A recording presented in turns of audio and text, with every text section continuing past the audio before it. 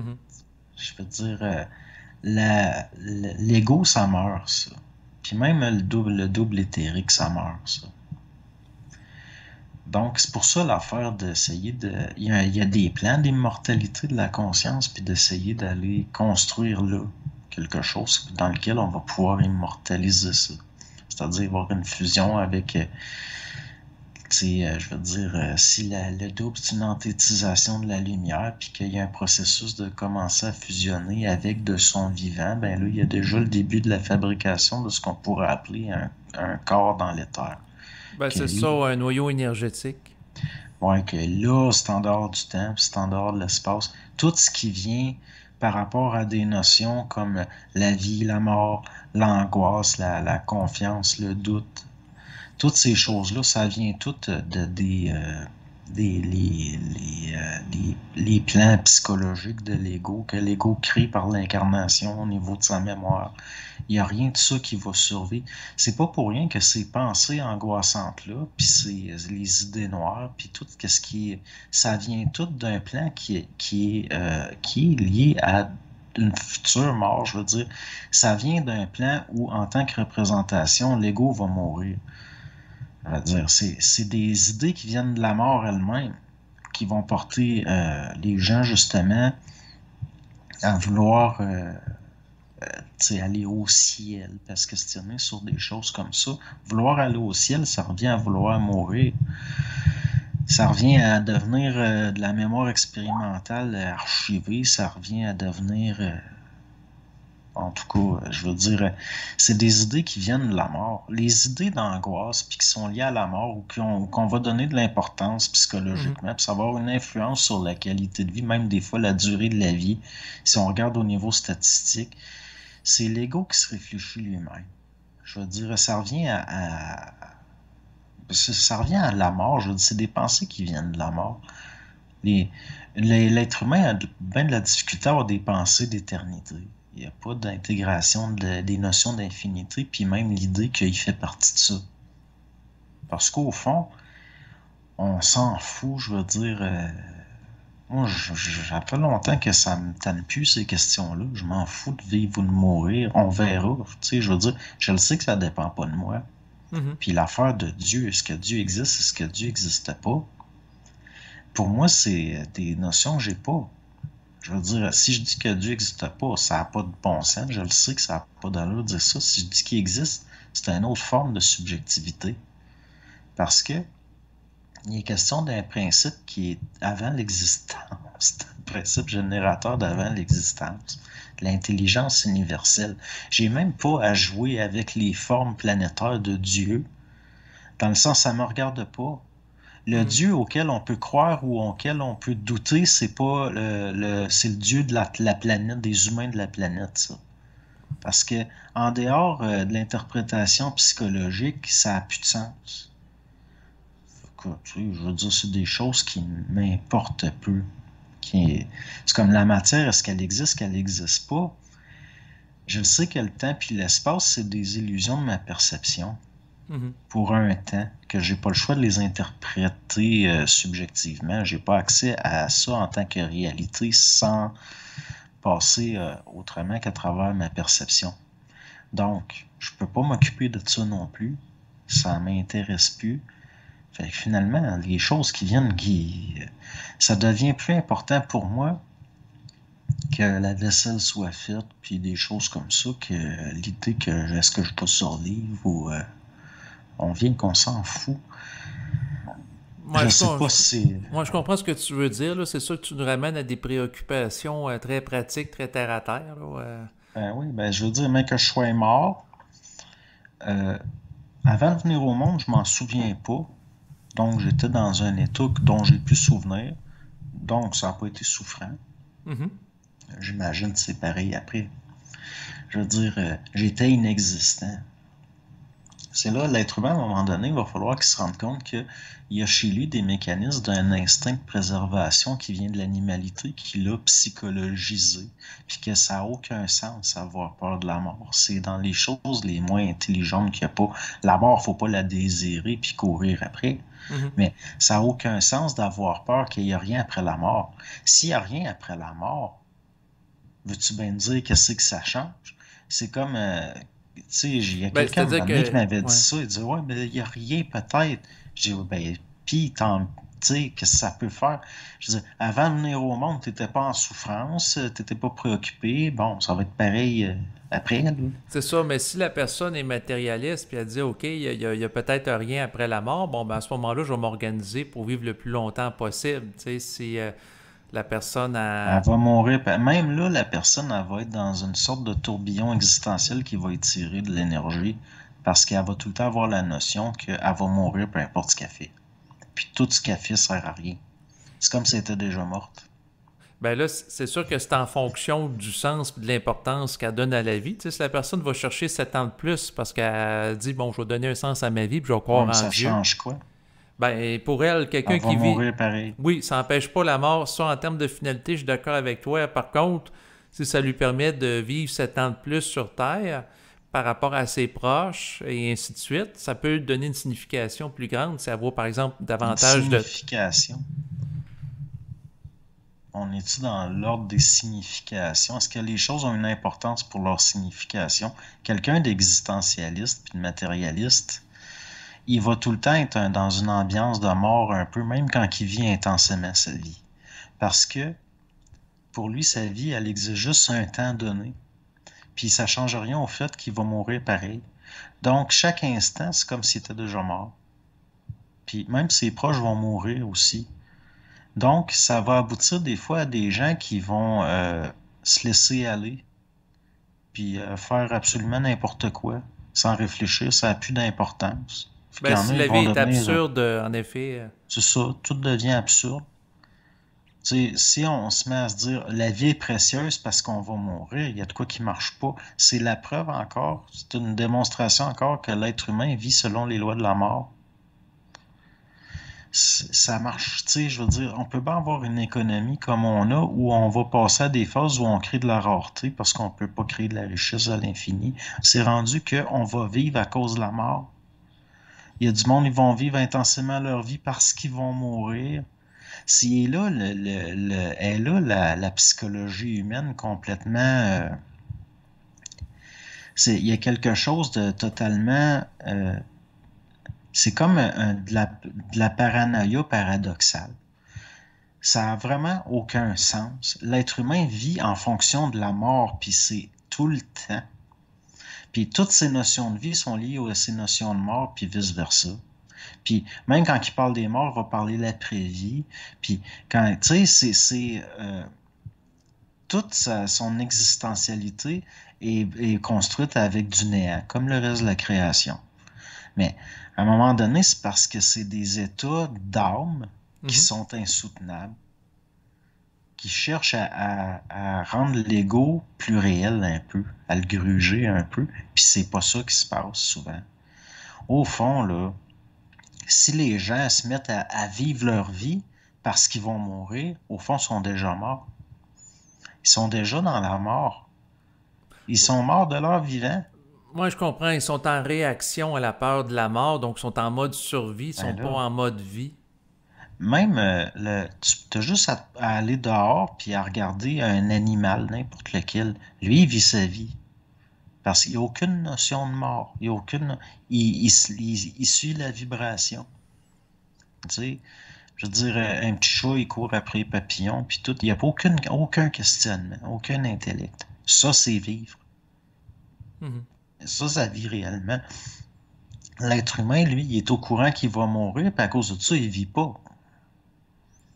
Il y a de quoi qui est. Pour vivre, il est obligé, pour se donner même l'impression de vivre. Faut qu'il fasse du sport extrême, faut qu'il se saoule la gueule, faut qu'il prenne de la drogue, faut qu'il faut des putains, ça finit plus. Il redevient un animal pour se sentir un homme. C'est épouvantable. L'être humain, pour transcender son humanité, s'en retourne vers l'animalité, puis pour s'éterniser, s'en va vers la mort. Il y a quelque chose là-dedans qui montre comment que l'être humain, c'est un être au dépourvu. C'est un être au dépourvu. C'est comme un orphelin. Il est là. Il a besoin que des forces l'accompagnent. Il n'est pas encore dans la compréhension du fait que quand il aura plus peur puis qu'il aura plus besoin d'être accompagné, il va avoir réussi. Ça va être Oui, dans le vite. sens qu'il va être autonome, mais en même temps, on est programmé pour avoir peur, un instinct de survie de par la dimension animale associée à la biologie. Mais comment se fait qu'il y a du monde qui se suicide? Ouais, c'est une bonne question. Ben, il y en a qui souffrent tellement que finalement, de mourir, dans leur évaluation subjective, ça leur représente pour eux une porte de sortie. Ouais, mais souvent, c'est même pas des vraies souffrances, c'est des souffrances de représentation. J'ai jamais vu du monde qui souffrait physiquement vouloir se suicider autant que j'ai vu du monde qui souffrait psychologiquement vouloir se suicider.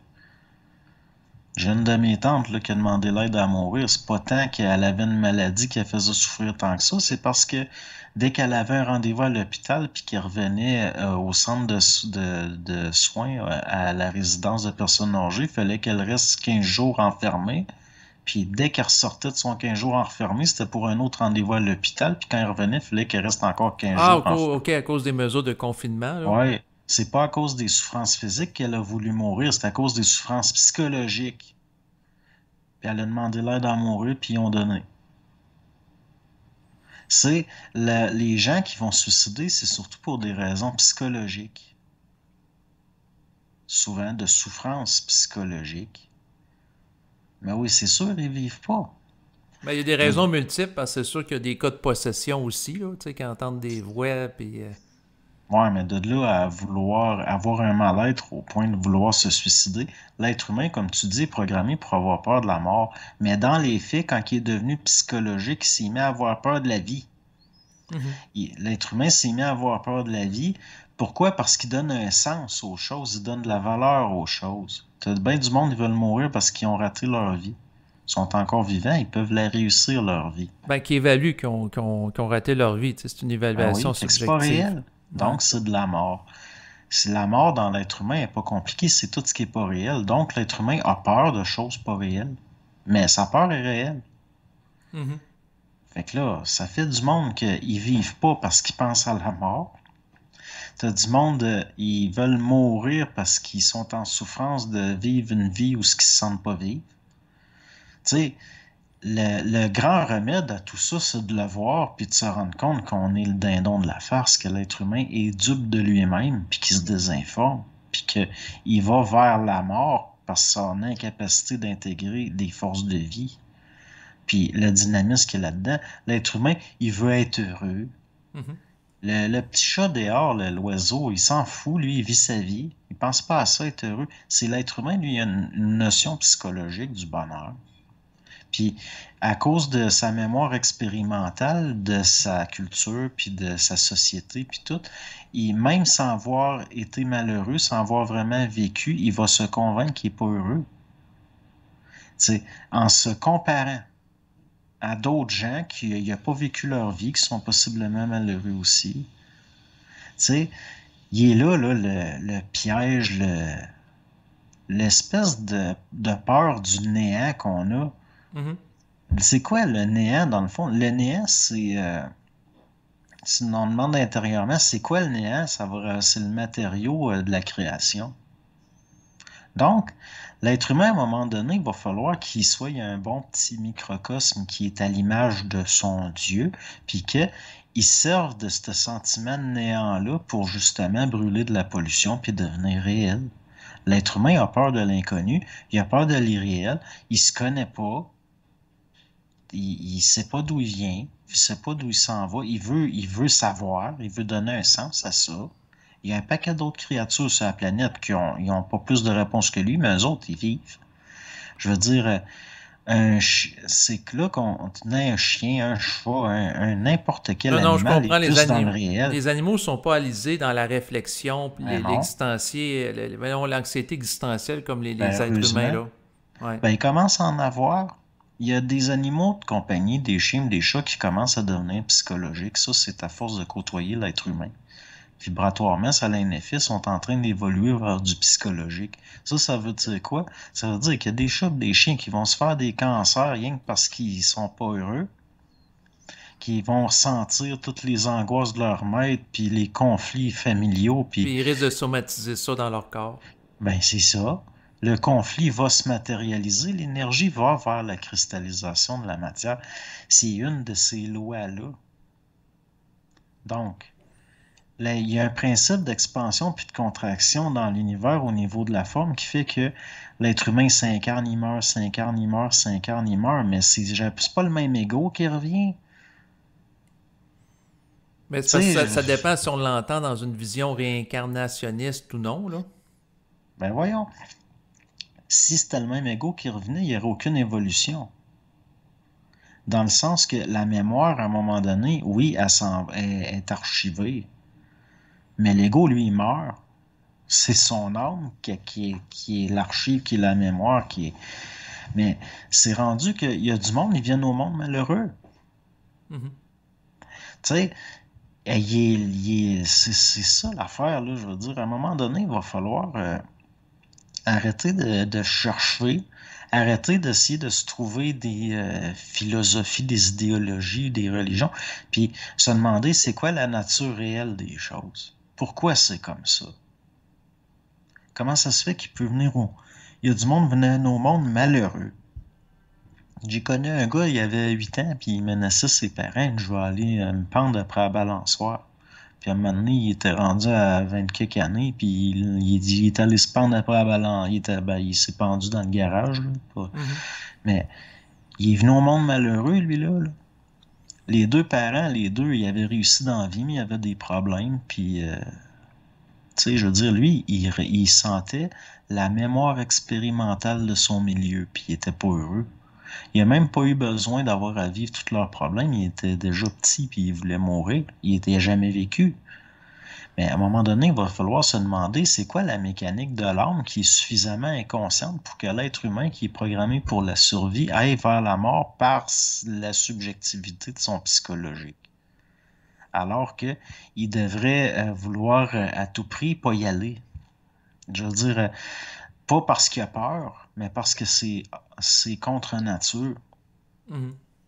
Mais là, ça veut dire que l'être humain est dans une phase de gestation, c'est un être à en devenir encore. Fait que, tu sais, c'est comme, je sais pas, c'est comme une plante qui évolue dans des circonstances de vie difficiles, va produire beaucoup, beaucoup de graines. Parce qu'il y a simplement une petite portion qui va être apte encore, l'environnement n'est pas encore changé pour que ça soit plus viable. C'est un peu comme une grenouille pond des milliers, d'œufs dans sa vie parce que il y a beaucoup de têtards qui vont mourir. Puis l'être humain, c'est un être qui n'est pas fini, on dirait. Puis donc, il y a encore une patte dans la mort. Je veux dire, dès que l'être humain se met à réfléchir pour se rassurer, il s'en va vers la mort.